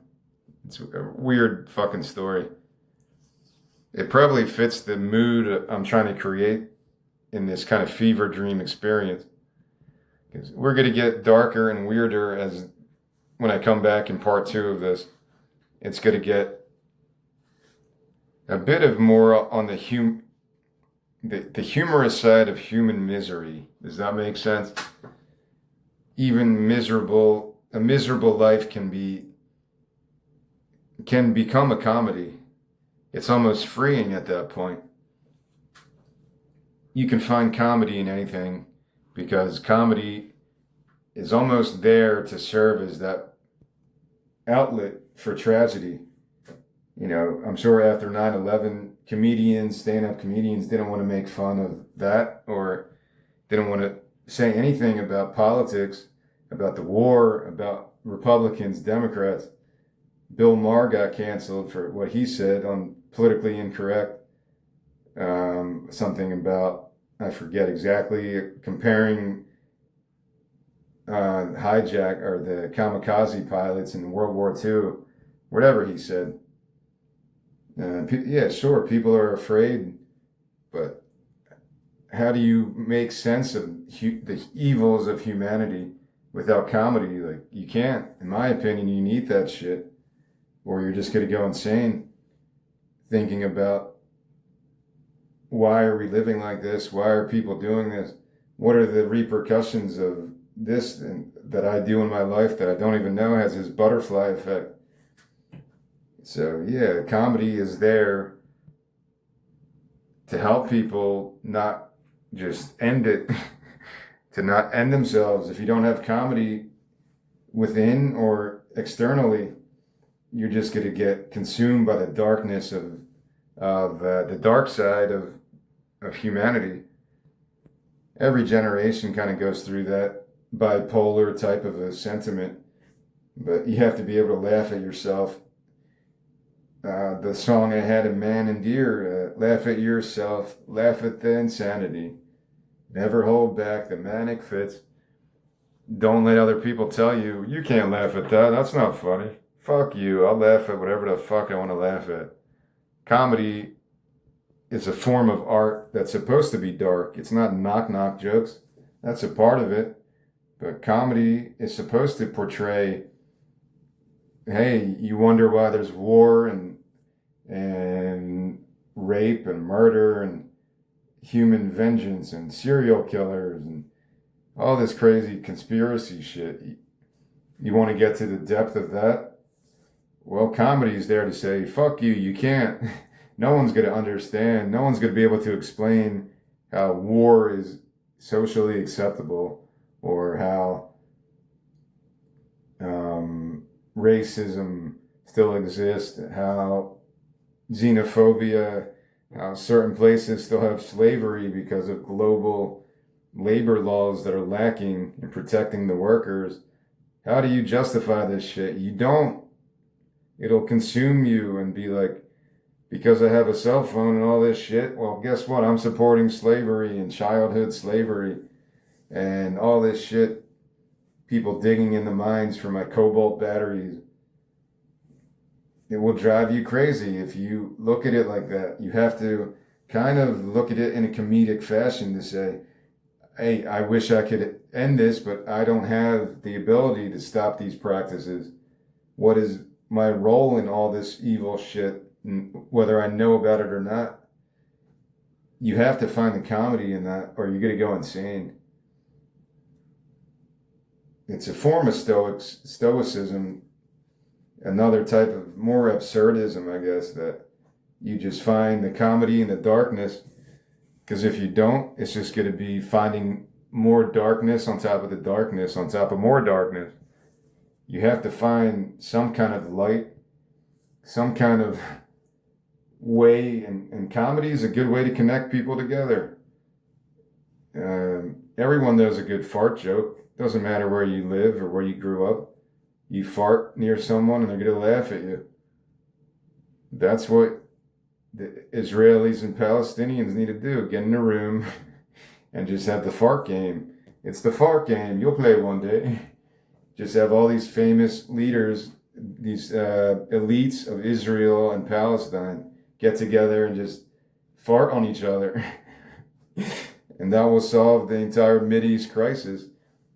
As they fart and start laughing, like, he farted. He farted. Why are we killing each other?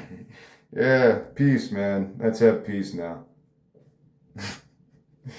I think South Park had a better depiction of that, where Van Halen performs in Israel and ends all that Mideast crisis. Van Halen on South Park. I always like that episode, bringing the three religions together under the rock and roll of Van Halen. My God, that's what I'm going for with when I talk about surrealist fever dream stuff. I want it to be funny. Even if it gets dark, I still view this as a comedy. I don't know how you could really claim this is anything else but a comedy. Am I talking about kind of existential topics that can get dark if you present it like that? Paranoia, anxiety, and all that shit. It's been around for a long time. Those terms probably weren't, anxiety probably wasn't termed anxiety in the 1500s or paranoia. It would just be, this bitch is losing his or her mind. And there's a demon inside this woman or man. That's what mental illness was before all these fancy pharmaceutical companies came around and said, you have this, you have this. Even OCD, obsessive compulsive shit. I'm not making fun of it because I went through it too, and I still have remnants of it. I kind of got over it because I don't count my steps and I don't do shit like that, which could really drive a person crazy, man. The Monk, I used to love watching Monk, Adrian Monk. That was one of my favorite shows for a while because it's kind of a light comedy, and I love the theme song. It's a jungle out there. It's one of the best theme songs ever. It's amazing. It's a jungle out there. It's Randy Newman, I think. And his kind of experience that Howie Mandel has, I think, like germaphobe stuff. I do have part of that inside of me, but it's hard to fully live like that, to be afraid every fucking time. Every time you eat something, every time you're around other people, you just kind of have to ignore it, just like in Better Call Saul. That Charles McGill started to get over his hypnotic affliction. He thought he was allergic to electricity. Hypochondria is kind of similar. You can make some relevant connections between those two things. Your mind can play games on you, like I said earlier. Yeah. And when that stuff's in your face, yeah, it's going to be difficult. You could deal with it and live in your own little bubble, but then when something crazy happens, like a pandemic, it's going to change your daily routine to a crazy degree very quickly. It's a jungle out there, disorder and confusion everywhere. No one seems to care. Well, I do. Hey, who's in charge here? It's a jungle out there, poison in the very air we breathe. Do you know what's in the water that you drink? Well, I do, and it's amazing. People think I'm crazy 'cause I worry all the time. If you paid attention, you'd be worried too. You better pay attention or this world we love so much might just kill you. I could be wrong now, but I don't think so, 'cause it's a jungle out there. It's a jungle out then. You can tell I used to watch Monk like religiously. I love that show. That is a cool song too. Randy Newman. When I looked up the lyrics to this song right now, the ad that came up was some pharmaceutical ad. Now it's gone. Now it's like some Disney Hulu Plus ad. But that's kind of funny. This song's about, well, it's about Monk and his experience as a human, Adrian Monk, with his wipes, afraid to touch people. And the commercial that played on this page was like a pharmaceutical ad. I don't know what it was for. But there's got to be some kind of a connection since I'm going down these rabbit holes right now. I think I've said everything I could say so far. The use of once in a lifetime is a big deal here. If I wasn't able to get the rights to use the song, I'd really have to do a major rewrite and find some other song or write one myself. But once in a lifetime, naming the episode that, being reliant on some of the lyrics, same as it ever was, which is connected to what I just said. People in the 1400s there were people afflicted with anxiety, paranoia, other weird mental afflictions. Not to say that these people are weird, these are real illnesses. Mental health is just like anything else. That was the wrong word to use, because I've been through anxiety, I've been through paranoia to a very, very striking degree that I never thought I would experience in my life in 2020. 2019 to maybe up until I lost my job, it was off and on, but it started out like really strongly where I was not in control of myself, man. It was a weird experience that goes deeper than just a midlife crisis. It was a breakdown completely because of all the shit that was going on at that time.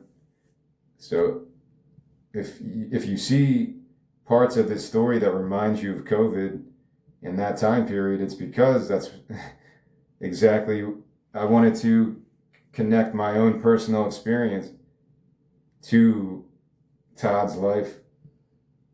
So Todd does not really represent me, but I am putting a lot of my own twisted trauma into his life, and that's coming out through Edward III. It's coming out through Martha, and as we get deeper, it's going to get even more absurd and more maybe disturbing in a way.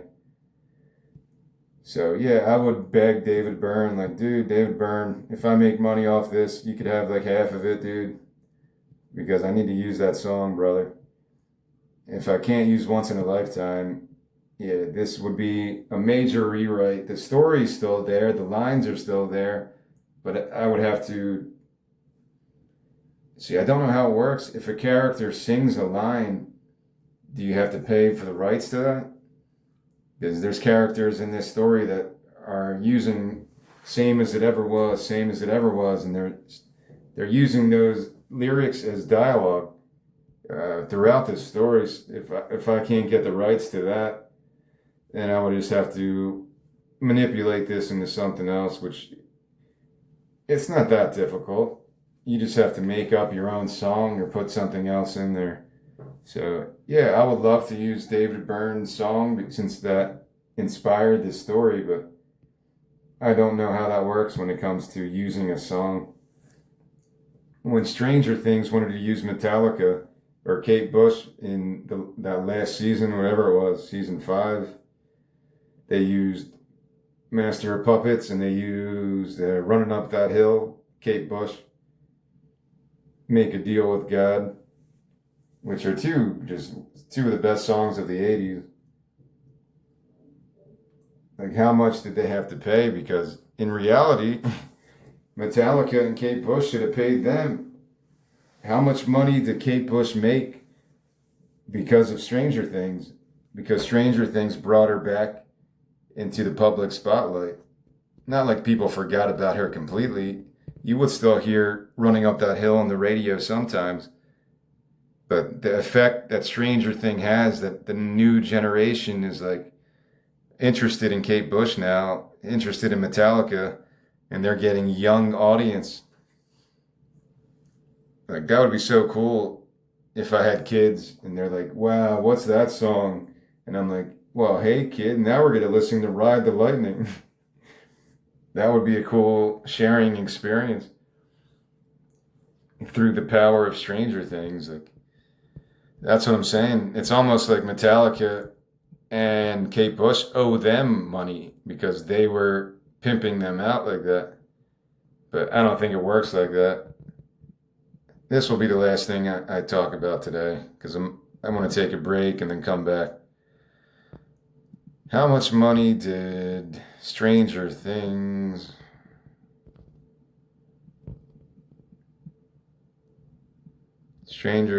pay? Yeah, I hate my phone keyboard, man. Stranger Things pay to use Kate Bush. Yeah, come on, phone keyboard. Or Metallica.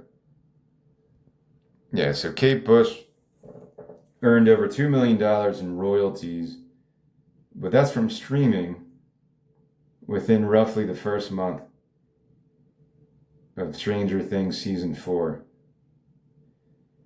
But did Stranger Things actually have to pay her anything?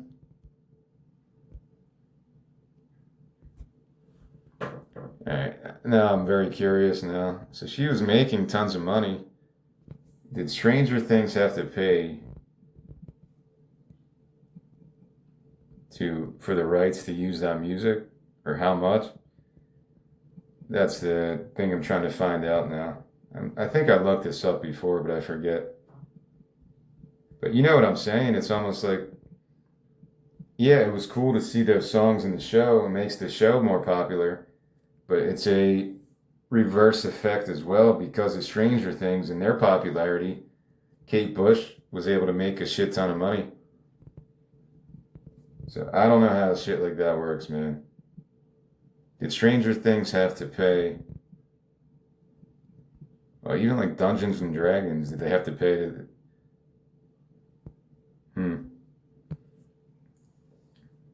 Doesn't say how much though. Netflix had to pay to license Kate Bush's Running Up That Hill, but the exact fee is not public, so I don't know how much it costs. But that's a good selling point. Like, I don't know if Kate Bush knew of that show, was a fan of it, but they're like, listen, we got millions of viewers that love our show. This is like the Stranger Thing people. Kate Bush, Metallica, if you let us use your songs, which would be awesome, you're going to get an influx of this young audience who wants to buy your music now. That's the power of a show like that. Because Kate Bush she earned over $2 million in streaming due to the song's massive resurgence. So, of course, she's a huge fan of Stranger Things now. Fuck. So I'd be like, David Byrne, nobody knows me. Nobody knows I exist as a writer or artist. But I'm going to make this show and I'm going to get millions of fans they're going to learn of your album Remain in Light, which is still talked about today. Remain in Light is considered a classic album. It was an album I had to buy on vinyl because it was a big part of my later life. I didn't really hear it till I was in my later 30s.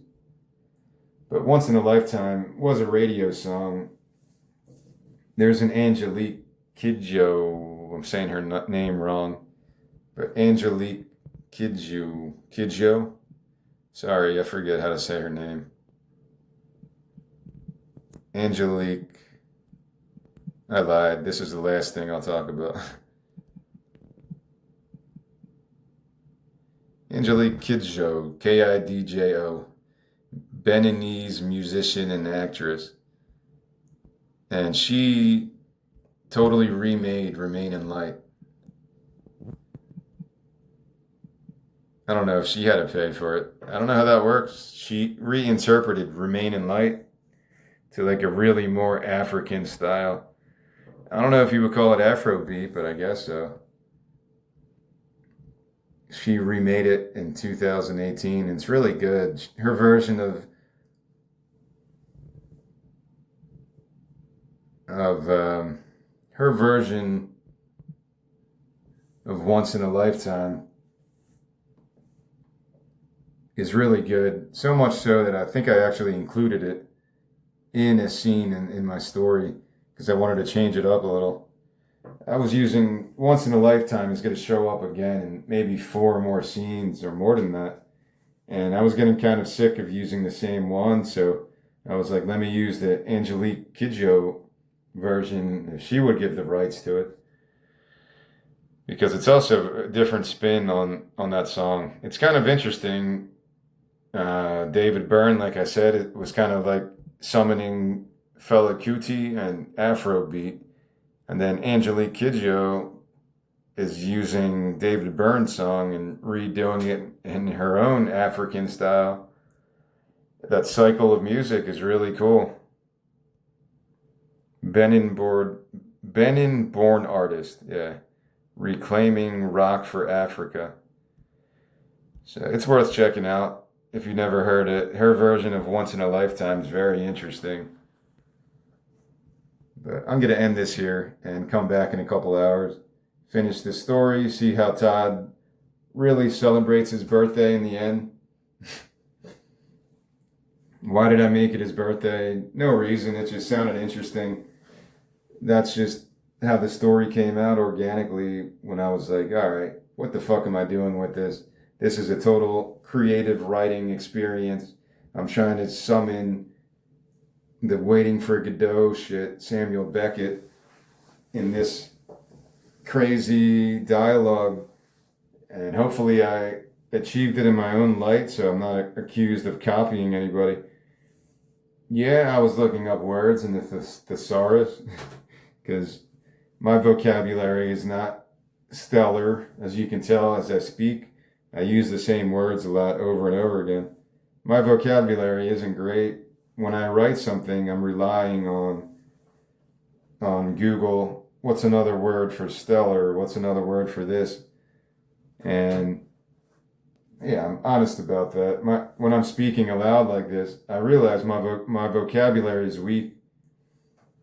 I don't use words that if I was teaching this as a class in front of a room of college students who want to learn about screenwriting, and I'm trying to impart my own experiences that say I do become successful and my stories become made and I become a somewhat known writer.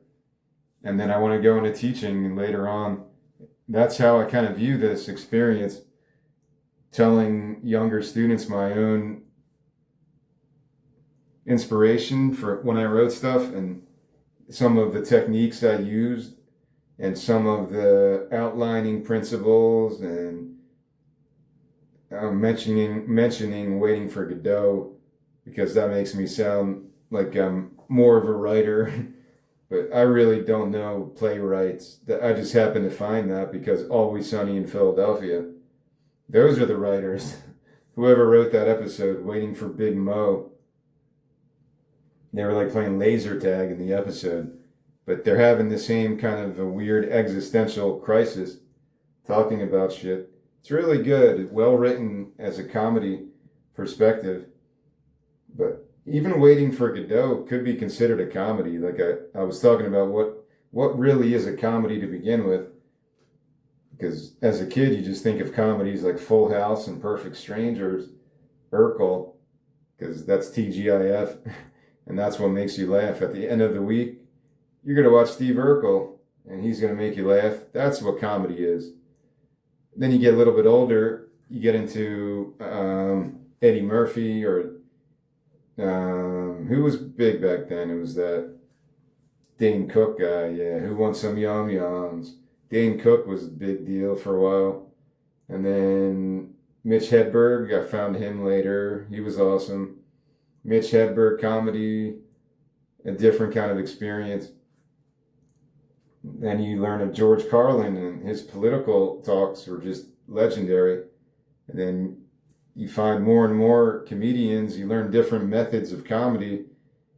And hopefully this is all blending together, because I do want this to be funny.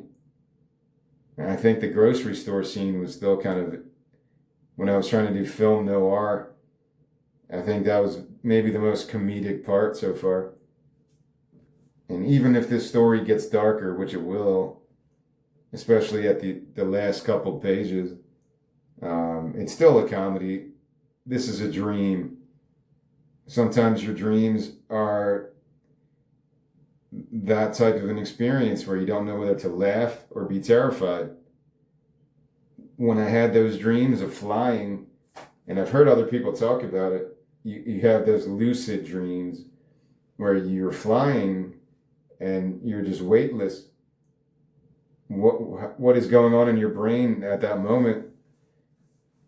I don't know. I need to learn more about that, because it's very interesting to me.